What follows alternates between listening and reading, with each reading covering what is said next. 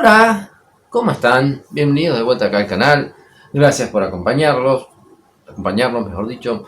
Tengo mucho que estar contento de que hayan visto nuestros últimos videos. Y si te gusta el contenido del canal, por favor, dale like al video y suscríbete, así hacemos crecer la comunidad. Bueno, hoy tenemos un cómic muy interesante y lleno de historia para analizar acá. Es Batman 89 de DC y en este caso la edición de Omnipress. Vale resaltar mucho que la calidad de este cómic mejora mucho en la edición que Omnipress ha presentado porque tiene muy linda edición. Tiene una sobrecubierta exclusiva para las primeras ediciones, tiene todas las tapas y tapas alternativas, tiene los bocetos de los dibujos y principalmente trae como extra las dos historias que adaptan las películas de Tim Burton en finales de la década del 80, principios de los 90, 89 y 92. Por eso el nombre de la historia es Batman 89, que es una serie de cómics que DC viene haciendo. Comenzó con Batman 66, que es una historia haciendo cómics que continúan las historias de la serie de televisión de la década del 60. Después anunciaron Batman 89 y Superman 78. Obviamente, Batman 89 continúa las películas que comenzaron en el 89 y las de Superman del 78, por eso Superman 78. Originalmente esta historia en Estados Unidos fue publicada en 6 ediciones de 32 páginas, que están todas compiladas acá dentro de la edición de Omnipress, que a la cual además ponen las dos adaptaciones de las películas que se lanzaron en los respectivos años de las películas. Estas dos ediciones, principalmente mucho más que la de Batman 66, Superman 78 y Batman 89, tienen un peso histórico muy grande. Ambas películas fueron lo que definieron lo que el mundo del cine iba a ser de ahí en más con los superhéroes. Hay una verdad, hasta el 77 el cómic de superhéroes, la ciencia ficción, todo era algo muy de segunda para Hollywood.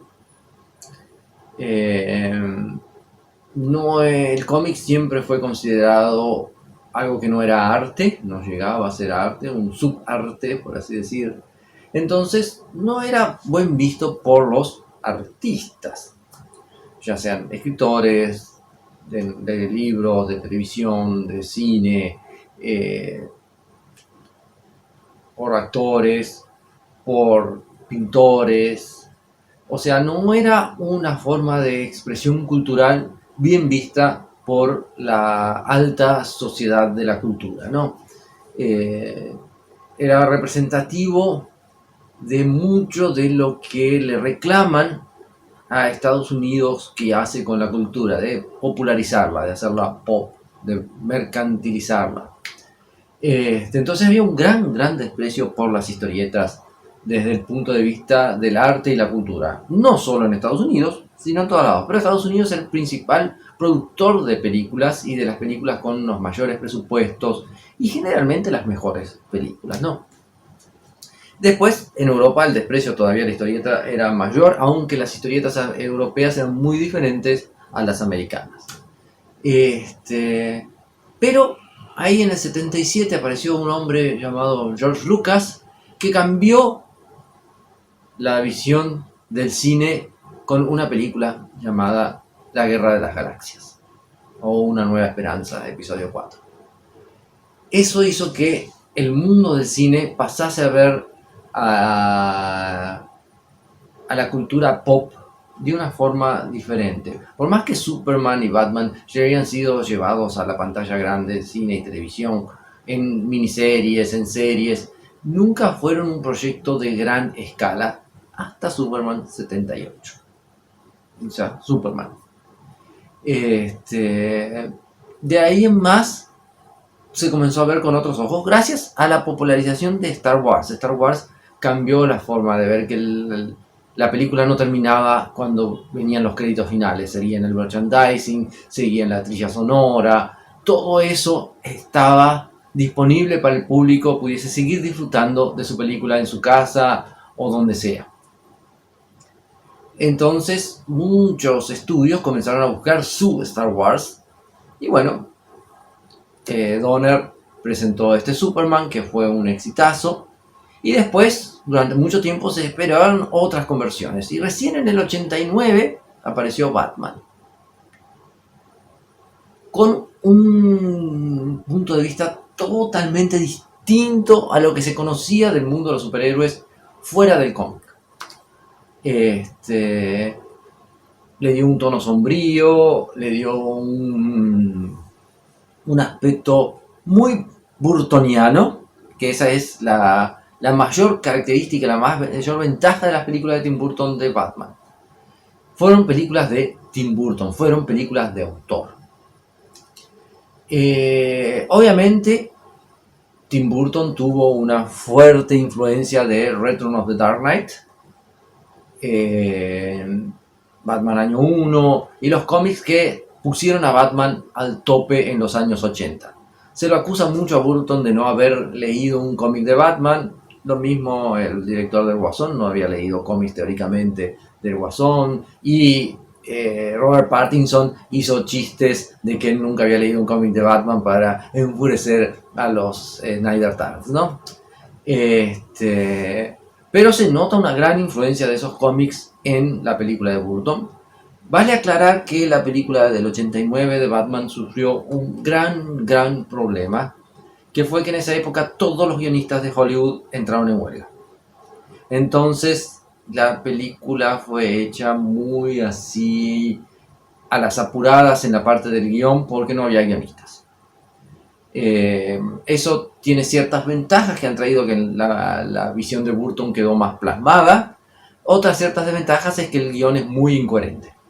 Si vos mirás la película, después de haber tenido el impacto inicial de por fin ver a Batman y ver toda esa grandiosidad que era la ciudad, todo ese espectáculo que fue la actuación del Joker, te notabas con que había unos guiones, unos agujeros en el guión que eran muy fuertes, ¿no? Y que eso le restaba calidad a la película después de pasar el impacto inicial. Pero aún así la película es totalmente disfrutable, inclusive hoy en día.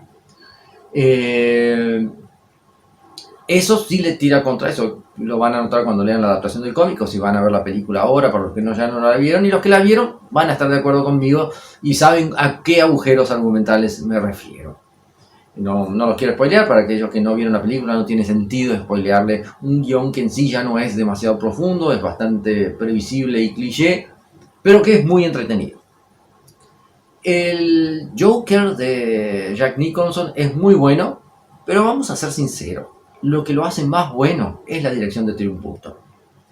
Porque el Joker de Jack Nicholson es una copia del Joker de César Romero de la serie del 66. Pero ¿qué pasa? La serie de Batman de televisión era una comedia. Entonces el Joker estaba en el ámbito de esa comedia.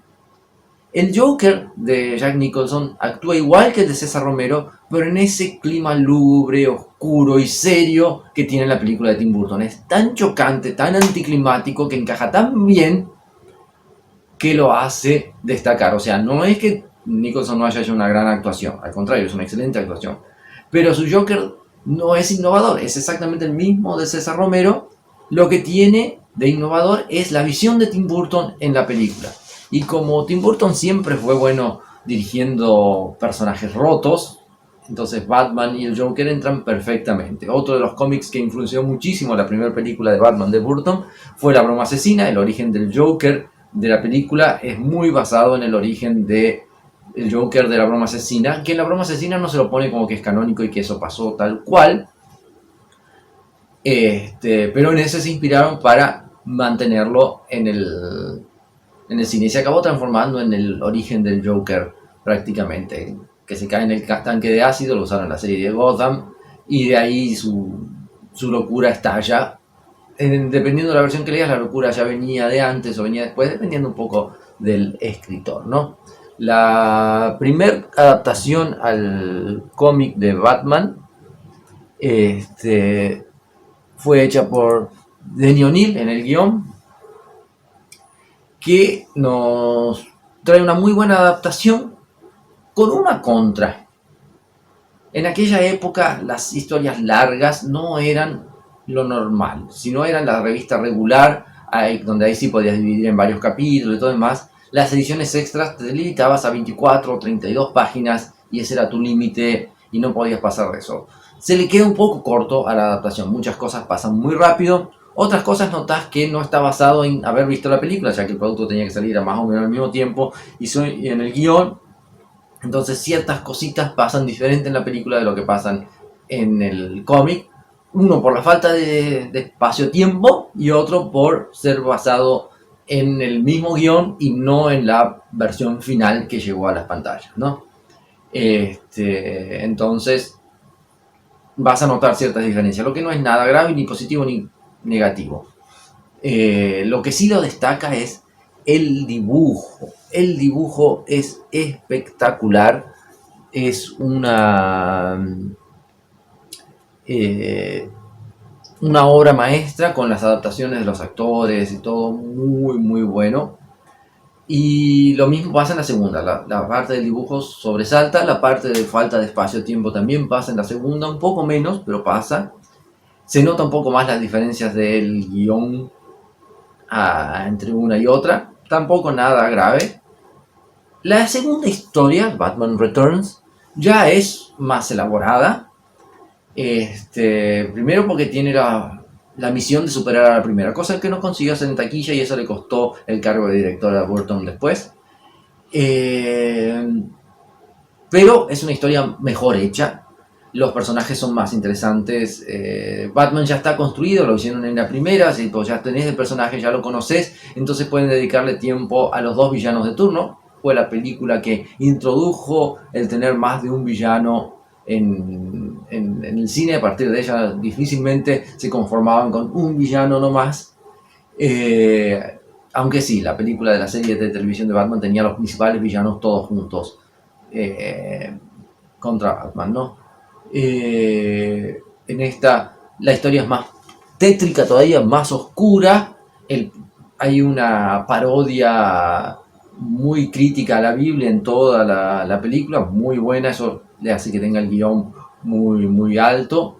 No tiene esos agujeros tan grandes, tiene los suyos, pero no tiene los agujeros tan grandes que tenía la primera de guión. Las actuaciones son aún mejores, porque si Jack Nicholson se destacaba como el Joker, Danny DeVito como el Pingüino está espectacular.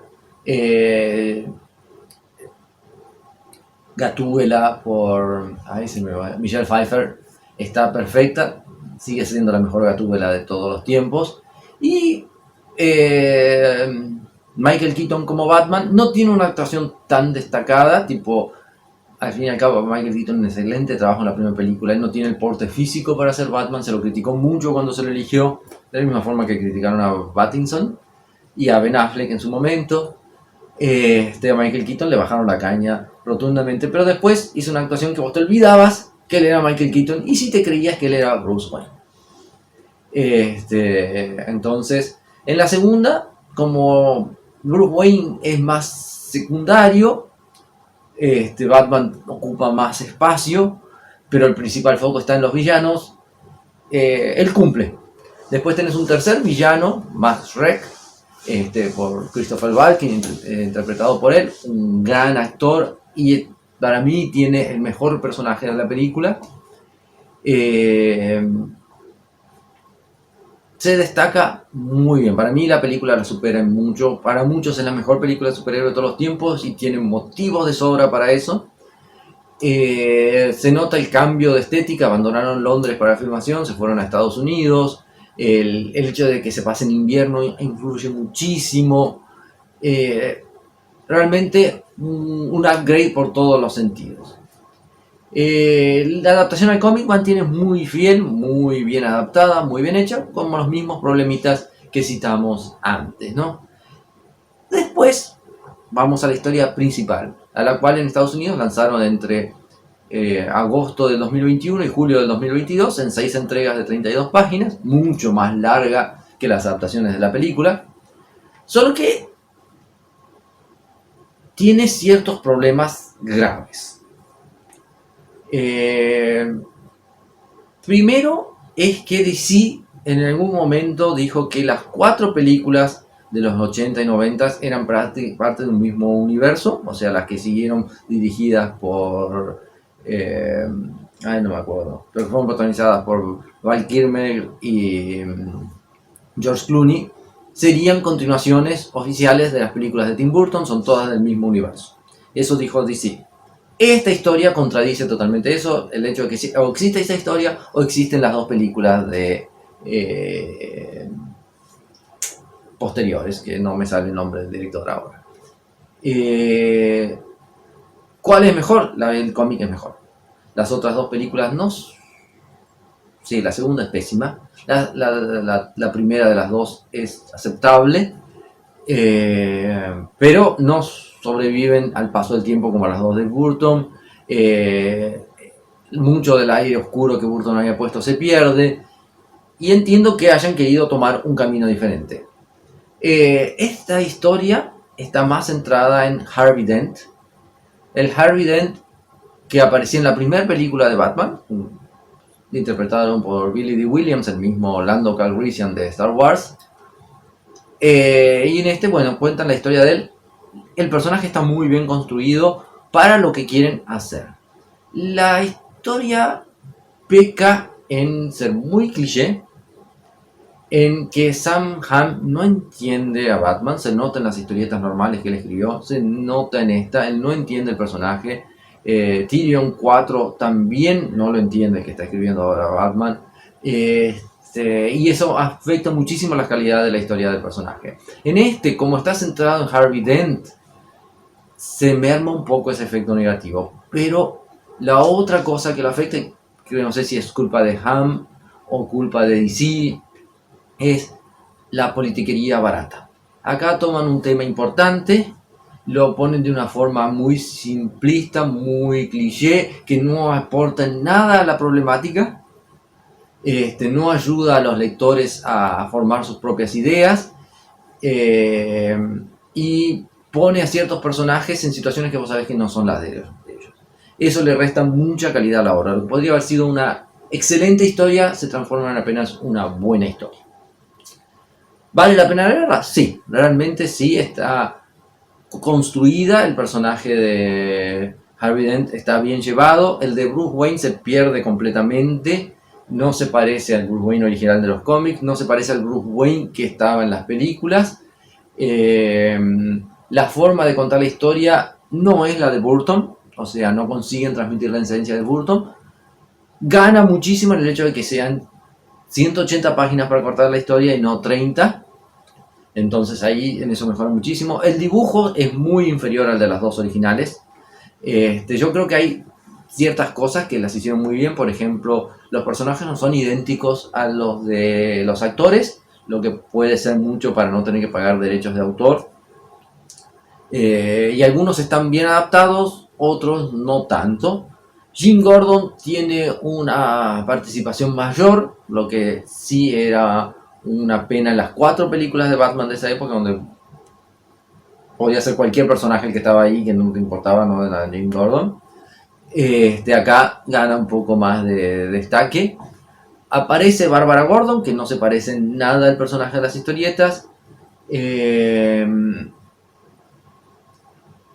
Pero la historia de Harvey Dent, para el personaje que quieren construir, está muy buena y ni a palos va a entrar con la historia de Harvey Dent que aparece en la tercera película. O sea, por eso ahí ya es uno de los motivos por los cuales esta historia o las películas. Yo me quedo con esta historia del cómic, sinceramente, a pesar de que tiene sus errores graves, no tiene los errores garrafales que tuvieron las películas que vinieron después.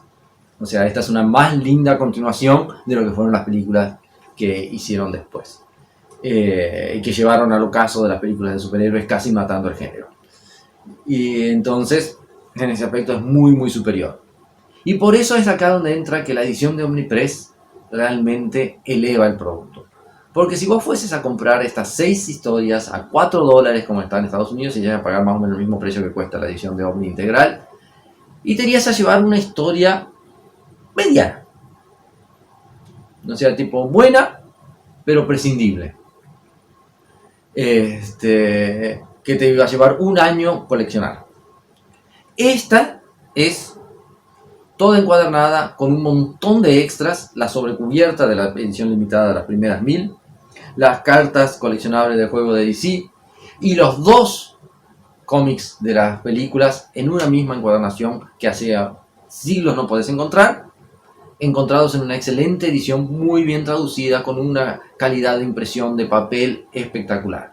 O sea, un material que es bueno separadamente, todos juntos se transforman en un material espectacular. O sea, es un libro, un excelente libro para tener de colección, con historias que las vas a disfrutar, las 3 historias las vas a disfrutar, que no serán las mejores historias de Batman, no serán las mejores historias del cómic, pero son buenas historias para leerse. No pierden para casi nada de lo que se está publicando actualmente. Todo lo que se publica actualmente sufre un poco de ese problema de la falta de imaginación, de lo políticamente correcto, coartando y censurando a los escritores. Y este es uno de los que menos lo sufre, porque por lo menos la historia tiene un porqué de ser así. Podría haber sido mucho mejor puesta si no estuviesen tan limitados por las imposiciones políticas que reinan hoy día en Hollywood y en las editoriales de cómics americanos. Sería un material genial para charlar, debatir, buscar soluciones, pero se transforma en un discurso politiquerío barato, pero que no impide que la historia sea divertida y entretenida de leer.